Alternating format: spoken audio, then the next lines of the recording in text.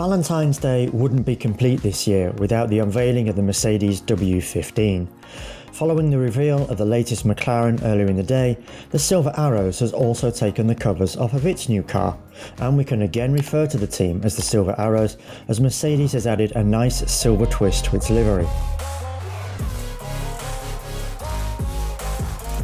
Of course, this is a special and important season for the team.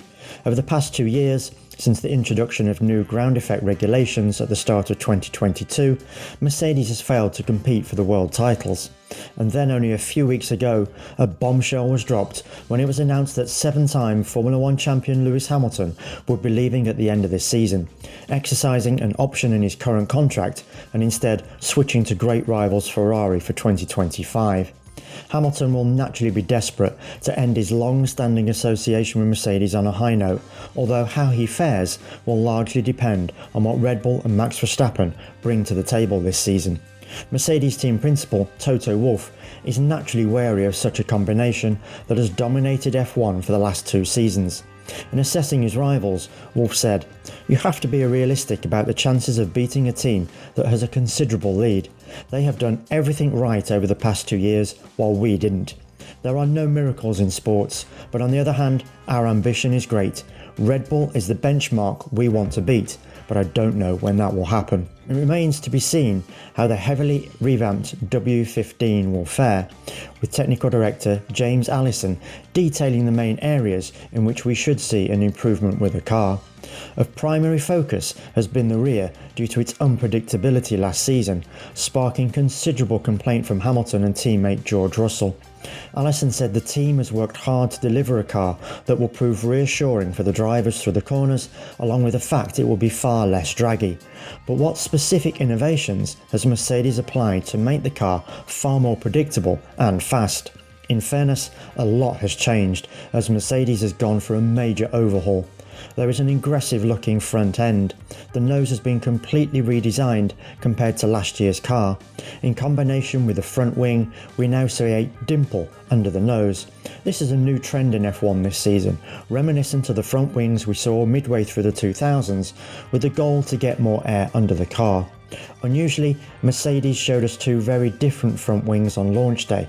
In the initial launch photos, it appeared to be more of a dummy, whilst for the shakedown, this particular piece of bodywork was far more aggressive and seemingly attached by 3 elements. Additionally striking is that Mercedes has decided to continue to favour a pushrod front suspension. Many competitors have now switched to the pull rod. One advantage of the pushrod, however, is that the airflow is less disturbed. Clearly a design idea Mercedes firmly believes in. With regard to the side pods, Mercedes has definitively abandoned its zero pod design, which was used throughout 2022 and in early 2023.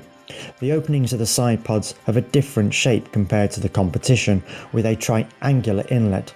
The lip of the inlet is also placed further forward.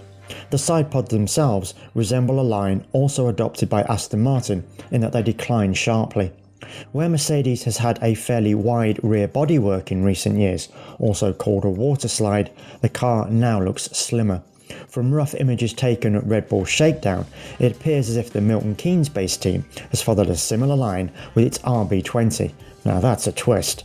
The seating position of the drivers has been adjusted as a result of these developments, but also with deference to Hamilton's outspoken comments of last year regarding the positioning of the cockpit.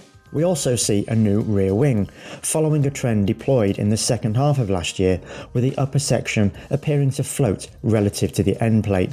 One thing is certain, Mercedes has put every ounce of effort into delivering what it hopes will be a far more competitive car this year. Whether it is enough to challenge Red Bull and Verstappen, it is naturally too early to say, but no doubt motivation will be high, certainly on Hamilton's side. As a parting gift, could he possibly win a record-breaking 8th title in his final year with Mercedes? Do he and they genuinely pose a threat to Red Bull? Let us know what you think in our comments section.